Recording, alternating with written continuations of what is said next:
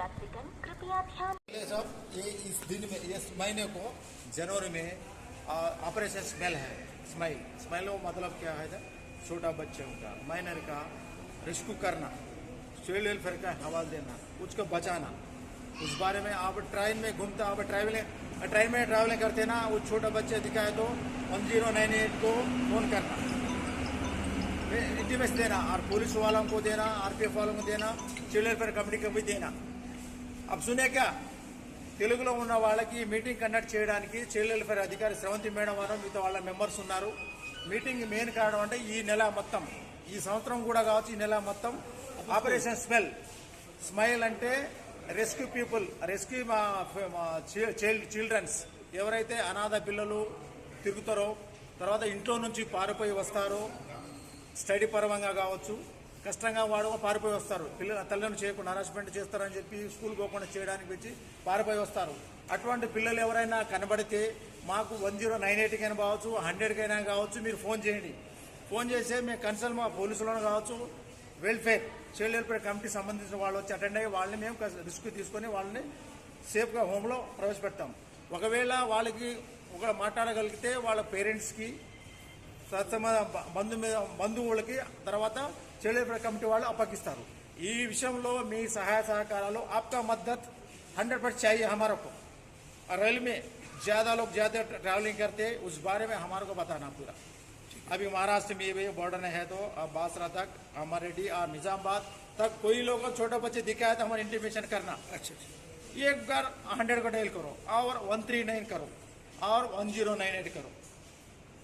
हाँ, इस बारे में पूरा हमारा को बताना। अब మీరు వెళ్తుంటారమ్మా, చిన్నపిల్లలు విడిచిపెడతారు. నిన్న ఇన్సిడెంట్ ఒకటైంది. నిన్న సాయంత్రం ఇంటర్సిటీ ఎక్స్ప్రెస్కి ఒక చిన్న పాపని, 1 year 1.5 year పాపని బాత్రూమ్ దగ్గర విడిచిపెట్టి వెళ్ళిపోయింది. బాత్రూమ్ దగ్గర ఎంత ఘోరం అండి. మన పిల్లలు అనుకోండి, మన పిల్లలు ఇట్లా విడిచిపెడితే ఎట్లా ఉంటుంది? మన పిల్లలు అనుకొని మాకు ఇంటిమేషన్ ఇవ్వండి. మనందరి బాధ్యత అది. కేవలం మాకు పోలీసులు చేస్తారు, చైల్డ్ కమిటీ వాళ్ళు చేస్తారు కాదు, మీ బాధ్యత. మన పిల్లలే ఒకవేళ మిస్ అయితే, మన పిల్లలే పారిపోతే, ఎక్కడ పొరపాటు మిస్ అయితే మనం ఏ విధంగా యాక్టింగ్ చేస్తామో మన పిల్లల కోసం, మీరు కూడా పరాయి పిల్లలు ఉన్నప్పుడు ఆ విధంగా మాకు ఇంటిమేషన్. మీరు ఇంటికి వచ్చి తీసుకోమని చెప్పట్లేను. కన్సర్న్ డిపార్ట్మెంట్ నెంబర్, ఏవి నెంబర్ కలవకపోతే 100కి కాల్ చేయండి. రైల్ నెంబర్ 139 కాల్ చేయండి. ఇంకోటి చైల్డ్ కమిటీ వాళ్ళకు 1098కి కాల్ చేయండి. ఇంటిమేషన్ జస్ట్ కాల్ చేయండి చాలు. అటెండ్ అయితే 5 minutesలో అటెండ్ అవుతాం మేము. ఆ రిస్క్ చేసి కన్సర్న్ వాళ్ళకి, డిపార్ట్మెంట్కి, లేకపోతే పేరెంట్స్కి అప్పచెప్తాం. ఫర్దర్ యాక్షన్ ఉంటుంది. కాక మాకు సంబంధం లేదు. ఎవరో పిల్లలైతే మా మీద పడుతుంది, మాకెందుకు, ఎక్కడో పోతున్నాం మేము, మాకు దూసరి జాగా जा रहा हूं, हमारा कोई ఏ ప్రాబ్లం అయిపోయినా నై మీకు అర్థమైందమ్మా? అందరికీ తెలుగు సమస్య మీకు అర్థమైందమ్మా? కొంచెం ఇంట్రెస్ట్ తీసుకోండి. ఇప్పుడు కాదు, ఈ నెల కాదు, ప్రతి సంవత్సరం ఎక్కడ ఉన్నా, మీరు బజార్లో ఉన్నా, రైల్వే స్టేషన్లో ఉన్నా, ట్రైన్లలో ఉన్నా, ఎక్కడ ఉన్నా, బస్ స్టాండ్లో ఉన్నా, మీరు ఎక్కడ ఉన్న ప్లేస్లో కూడా ఎవరు అనాథ పిల్లలు అడుక్కున్నా తిరుగుతుంటారు, బిచ్చమెత్తుకుంటుంటారు, పేపర్ వేసుకొని తిరుగుతుంటారు, పేపర్ వేయడానికి అడుక్కుంటూ తింటారు. వాళ్ళు కూడా ఎవరెవరు బాబు అడగండి. ఎవడో భోజనం పెట్టించండు, ఆ డిపార్ట్మెంట్ ఫోన్ చేయండి. దట్స్ ఆల్ చెప్పేది. ఇప్పుడు మీ జీవితంలో ఎక్కడో దొరికినది, కానీ మాకొద్దు, మా మీద పడుతుందని చాలామంది రిస్క్ తీసుకోరు. ఒక్కసారి ఆలోచించండి, ఒక్క మినిట్. మన బాబు మిస్ అయితే ఎట్లా ఉందో, ఆ బాధపడతారో ఆ విధంగా మీరు ఆలోచించండి. అర్థమైంది అందరికీ అమ్మా? Right madam.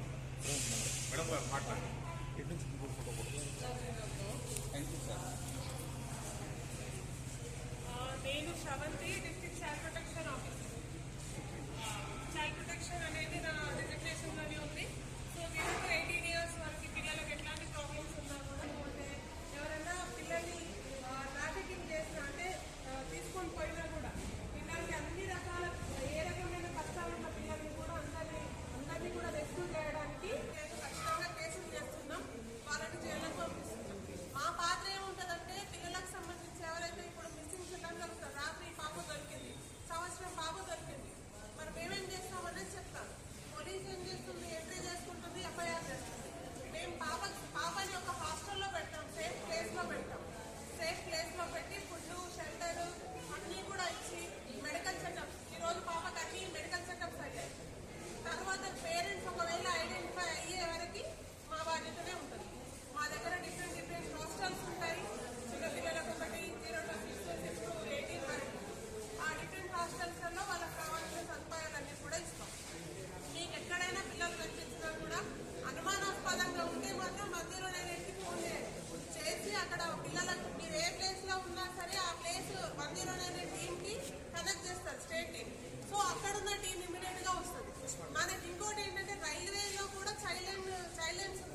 నిజామాబాద్ లో ఉంది.